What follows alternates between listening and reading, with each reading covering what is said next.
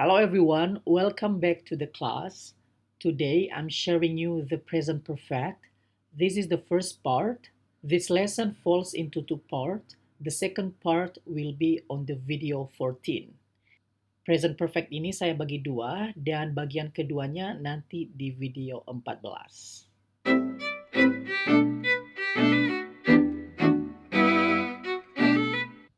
Well, let's start the class.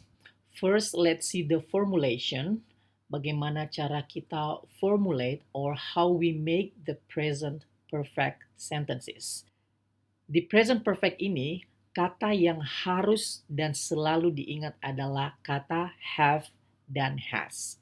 Okay, keep in mind, don't forget these two words, ya, have, has, plus past participle. Oke, itu termnya ya, itu istilahnya past participle. Kalau bahasa Indonesia kita sering bilang verb 3 atau kata kerja bentuk ketiga. Namanya past participle. Ini harus dihafal, keep in mind. Dan perbedaan antara have dan has ini ditentukan oleh pronouns-nya. Di mana kita menggunakan have untuk pronoun I, juga untuk pronouns you, they, we. Sedangkan has kita gunakan untuk pronouns she, he, it. Oke, let's see the example. Yang pertama yaitu example untuk affirmative atau kalimat positif. Contohnya seperti ini. You have arrived. She has arrived. Oke, jadi harus pakai have atau has tergantung tadi subjeknya. Kemudian kita harus menggunakan past participle. Di sini ada arrived. Kalau disingkat menjadi you've arrived atau she's arrived. Jadi yang disingkat have menjadi f dan has menjadi s. She's, you've. Next, to change the affirmative sentence into the negative sentence, we need to add not right after have or has. Ya, jadi jangan lupa letak dari not ini adalah persis setelah have atau has. Jadi subject have, has, not plus past participle. Sehingga kalau kalimatnya you have arrived menjadi you have not arrived. Oke. Atau kalau positifnya she has arrived menjadi she has not arrived. Kalau disingkat haven't, ya. Jadi have-nya tetap yang disingkat not-nya. Begitu juga dengan hasn't, yang disingkat not-nya saja, has-nya tetap. Dan untuk mengubahnya menjadi kalimat tanya, kita lihat afirmatif dulu. Untuk mengubahnya menjadi kalimat tanya, we need to invert the subject and have or has. Ya, kita ubah posisi subjeknya dan have has-nya. Jangan lupa tanda tanya di belakangnya, ya.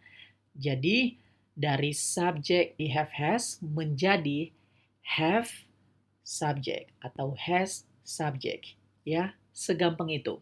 Kita lihat contohnya, you di sini sebagai subjeknya, ini kalimat positifnya. Untuk mengubahnya kita invert, ya, menjadi have you arrived atau menjadi has she arrived.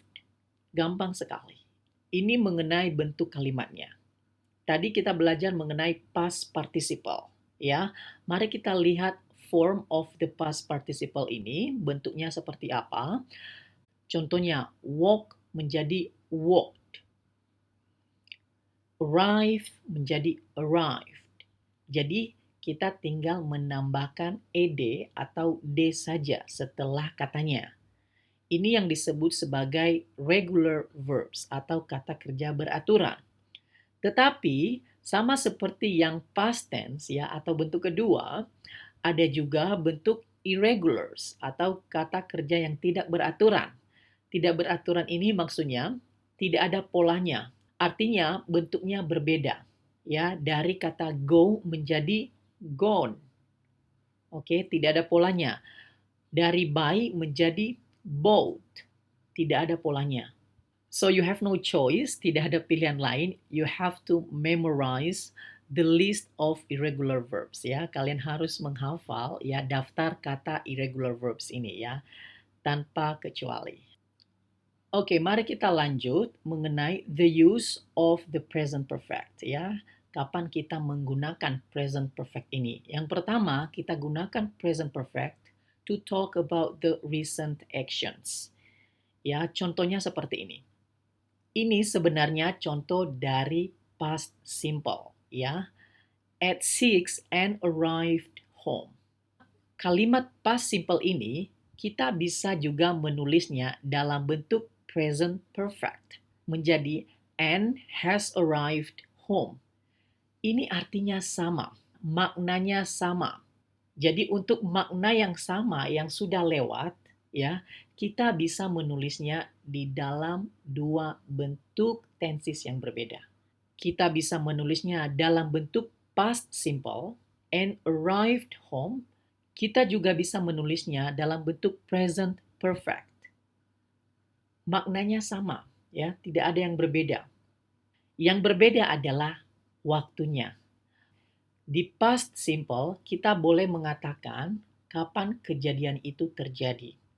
Tetapi untuk present perfect, kita tidak boleh mengatakan kapan.